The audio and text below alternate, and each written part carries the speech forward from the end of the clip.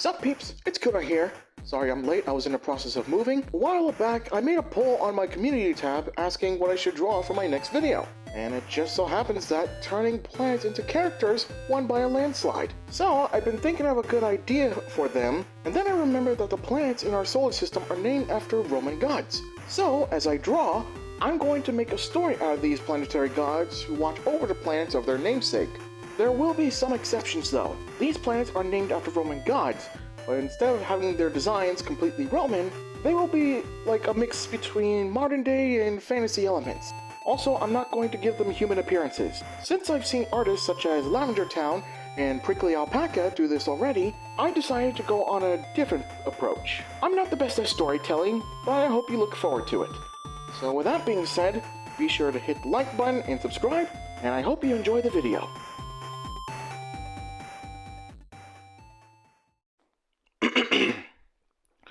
Billions of years ago, the sun was still at its young state as the planets orbiting around it makes its mark in our home solar system.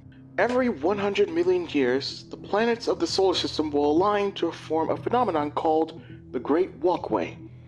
In modern times, it is said that when the planets align, the planets will connect, causing an eclipse that opens a portal to another universe, and also holds immense archaic power. Millions of years ago, something strange happened when the phenomenon was just coming to a close until the next 100 million years cycle. As the portal was just about to close, a large meteorite shot out of it, cometing through the solar system like a shooting star. It grazed each and every one of the planets, of course including Earth. Before the meteorite crashed into the Earth, pieces of the meteorite flew off of it as it grazed through the other planets and would fly farther into space to graze the remaining two planets and finally the Sun. Of course, the meteorite that collided with the Earth killed the dinosaurs. When the meteorite ceased, something happened. It appeared that the meteorite broke a small fragment of every planet in the solar system, including energy from the Sun, and was filled with an archaic power. Over time, each fragment began to shift and transform, gaining sentience and power. And so the planetary guardians were born, godly beings who were born from the very planets of their namesake with the archaic power of the Great Walkway.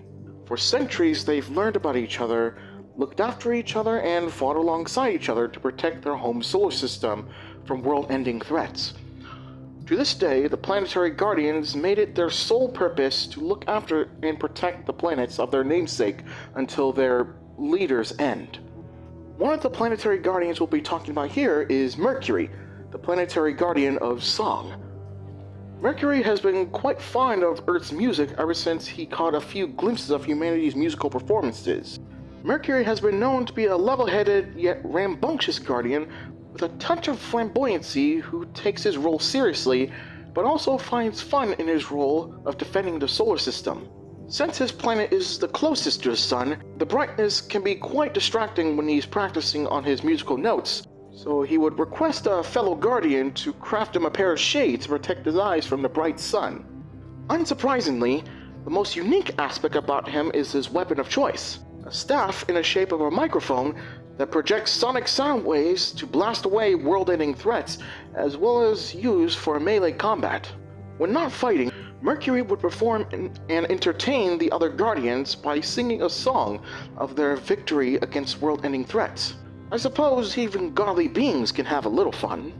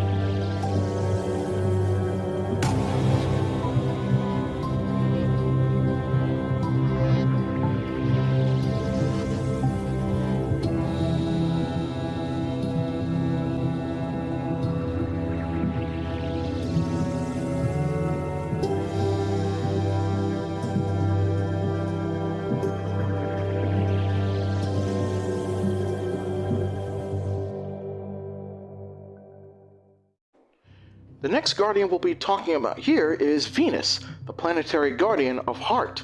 From the day she was worthy to be a planetary guardian, she had been a fearsome warrior ever since. With every mission she and her companions were assigned to, she wanted nothing more than to prove her worth as a warrior and a protector of her planet. She is stoic and fearless, but can also be a bit reckless. There were some occasions where her recklessness would nearly compromise her companions, but at the end of the day, she is only trying to prove her worth. There were times where she was forced to set out on some missions, which of course irked her a lot. Her weapon of choice is a simple sword and shield crafted by one of her companions, for she does not need any fancy-looking weaponry to prove herself. To this day, she has been a major asset to the team, when she isn't as reckless. She will continue to prove herself for centuries to come to her companions, including her sister, who is almost the exact opposite.